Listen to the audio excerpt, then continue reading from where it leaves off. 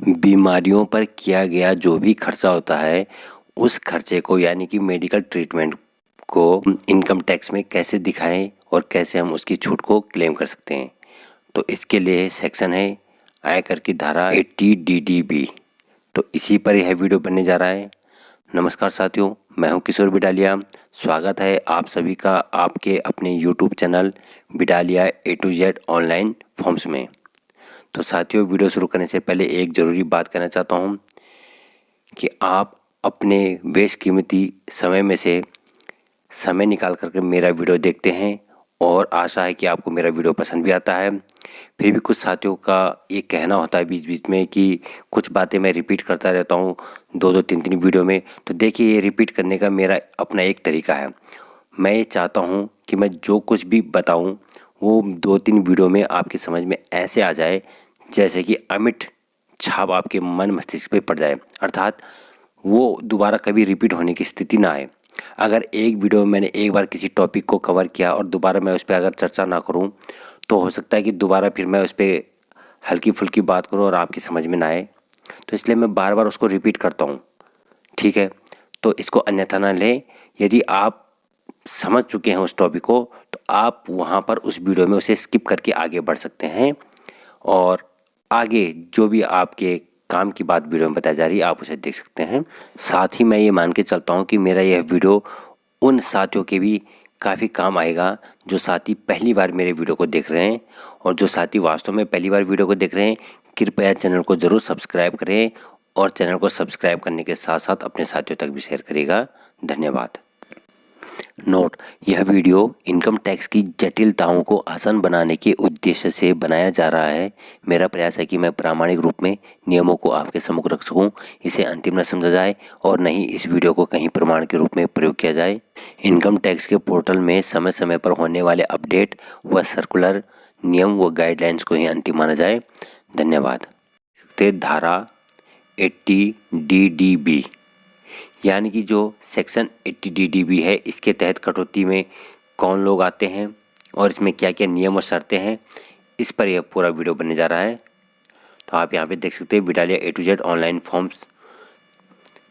और धारा 80 DDB के अनुसार मूल निवासी या HUF यानी कि हिंदू अनडिवाइडेड फैमिली का मेंबर होना चाहिए या वह व्यक्ति इंडिविजुअल होना चाहिए। तो 80 DDB के तहत कुछ सूचीबद्ध जो बीमारियां हैं उन बीमारियों के लिए वह व्यक्ति स्वयं या फिर उसके परिवार के आश्रित सदस्य पर किए गए चिकित्सा खर्च पर कर कटौती का दावा किया जा सकता है। यानी कि कोई व्यक्ति अगर स्वयं की बीमारी पर या अपने आश्रित यानी कि उस पर जो भी डिपेंडेंट है, चाहे उसकी पत्नी है, उसके बच्चे हैं, उसके माता पिता, भाई बहन, मतलब जो भी उस पर डिपेंडेंट है, जिन पे वह खर्चा करता है, उनकी बीमारी पर किए गए खर्चे पर वो कर कटौती का दावा कर सकता है। धारा 80 DD के तरह ही धारा 80 DDB में पति या पत्नी, बच्चे, माता पिता, भाई या बहन को भी शामिल किया गया है। किस रूप में? आश्रित के रूप में, यानी कि डिपेंडेंट के रूप में, जो आप पर आश्रित हैं। HUF यानी कि हिंदू अनडिवाइडेड फैमिली के लिए आश्रित व्यक्ति या HUF का सदस्य होना चाहिए। अधिनियम के अंतर्गत निम्नलिखित बीमारियां शामिल है। अब वो कौन कौन सी बीमारियां हैं तो यहाँ पर बताते हैं। धारा 80 DDB कुछ विशेष मेडिकल ट्रीटमेंट पर किए गए खर्चों पर टैक्स छूट की सुविधा देती है।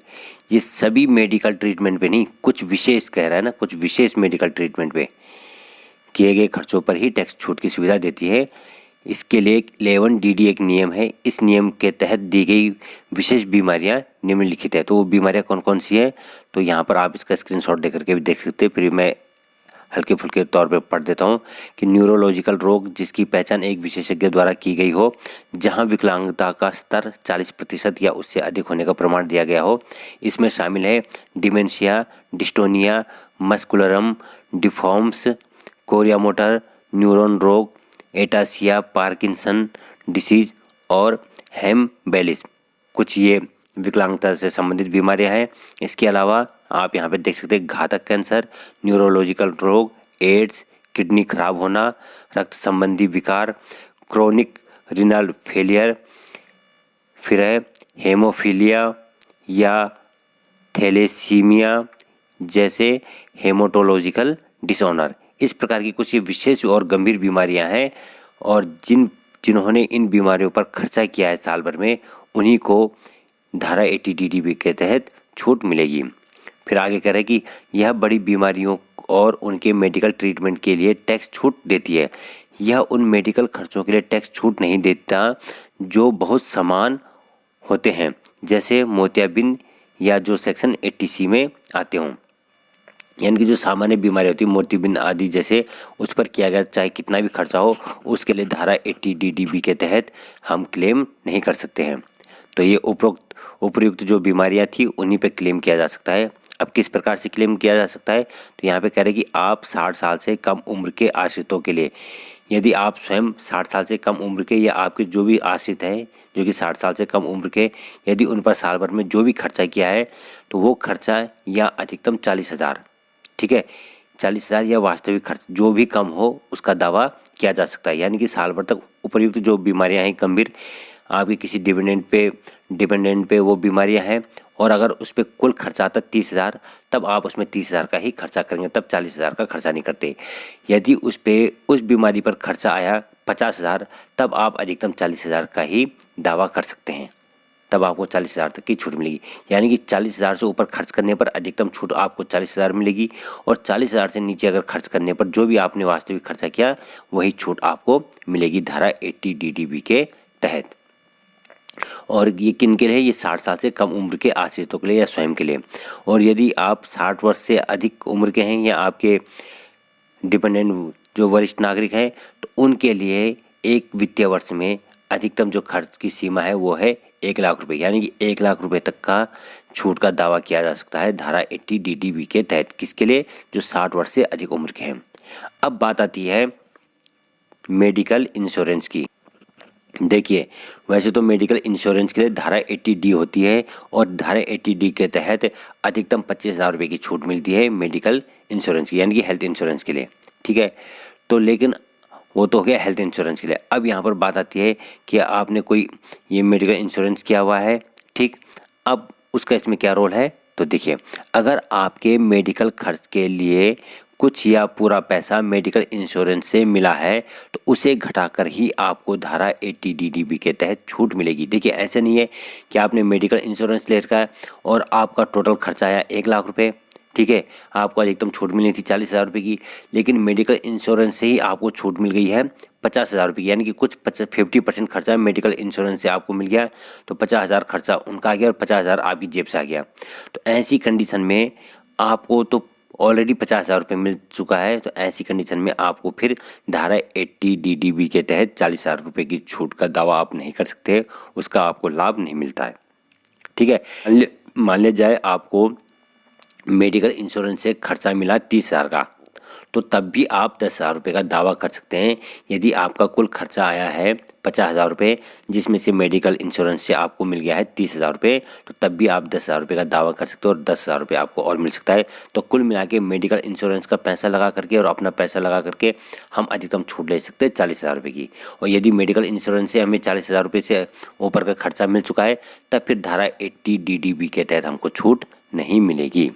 तो यहाँ पर देखते हैं, ये कह रहे हैं कि यदि क्लेम करने वाला 60,000 रुपये मेडिकल ट्रीटमेंट पर खर्च करता है तो वह धारा 80 DDB के तहत 40,000 रुपये की टैक्स छूट क्लेम कर सकता है, क्योंकि उसका 40,000 रुपये से ज़्यादा खर्चा आया है, ठीक है। तो इसलिए वो 40,000 तक का दावा कर सकता है। फिर करें, यदि इस खर्च के लिए किसी बीमा कंपनी से 30,000 रुपये की राशि प्राप्त हुई है, यानी कि कोई इंश्योरेंस कंपनी से 30,000 रुपये मिल चुके हैं इस 60,000 रुपये में से, तो धारा 80 DDB के तहत जो टैक्स छूट का दावा कर सकता है वह 10,000 रुपये का है। क्यों? क्योंकि हमें अधिकतम छूट मिलनी थी 40,000 रुपये और 30,000 रुपये हमें मिल चुके हैं बीमा कंपनी से, तो अभी भी बचे हुए कितने हमारे पास 10,000 रुपये, जिसका हम क्लेम कर सकते हैं। तो कुल मिला के अधिकतम छूट का दावा हम कर सकते हैं इसमें 40,000 रुपये का। यदि 40 के 40,000 रुपये बीमा कंपनी से मिल गए तो फिर हम धारा 80 DDB के तहत कोई भी खर्चे का दावा नहीं कर सकते। तो आशा है यहाँ तक आपको समझ आ गया होगा। इसके अलावा यदि बीमा कंपनी से 60,000 रुपये के खर्च पर मिली राशि 50,000 रुपये है, जो 40,000 रुपये की टैक्स छूट क्लेम करने वाले को मिलने वाली थी, वो नहीं मिलेगी। अब देखिए, वही बात आ गई जो मैं अब तक कह चुका हूँ कि यदि कुल खर्चा किया हमने साल भर में 60,000 रुपये और बीमा कंपनी से हमको कितना खर्चा मिल चुका है 50,000 रुपये। लेकिन 80 DDB के तहत हम अधिकतम छूट का दावा कर सकते थे 40,000 रुपये की, लेकिन हमें तो ऑलरेडी यहाँ पे 50,000 रुपये मिल चुके हैं बीमा कंपनी से। तो इसलिए अब हम जो है 40,000 रुपये की टैक्स छूट का क्लेम जो करना था अब हम उसको क्लेम नहीं कर सकते, क्योंकि उससे ज़्यादा उसे बीमा कंपनी से मिल चुका है। हालांकि इस मामले में मेडिकल ट्रीटमेंट पाने वाला व्यक्ति यदि एक वरिष्ठ नागरिक है, यदि वह 60 साल से कम का है तब तो 40,000 की छूट है, लेकिन यदि वही व्यक्ति 60 साल से अधिक उम्र का है और बीमा कंपनी से उसको 50,000 रुपये मिल चुके हैं तो भी वह अब भी 50,000 रुपये का और इसमें जो है दावा कर सकता है। तब 50,000 बीमा कंपनी से और 50,000 रुपये 80 DDB के मिला करके उसके हो जाएंगे 1,00,000 रुपये। तो अधिकतम उसको 1,00,000 रुपये की छूट धारा 80 DDB के तहत मिलेगी।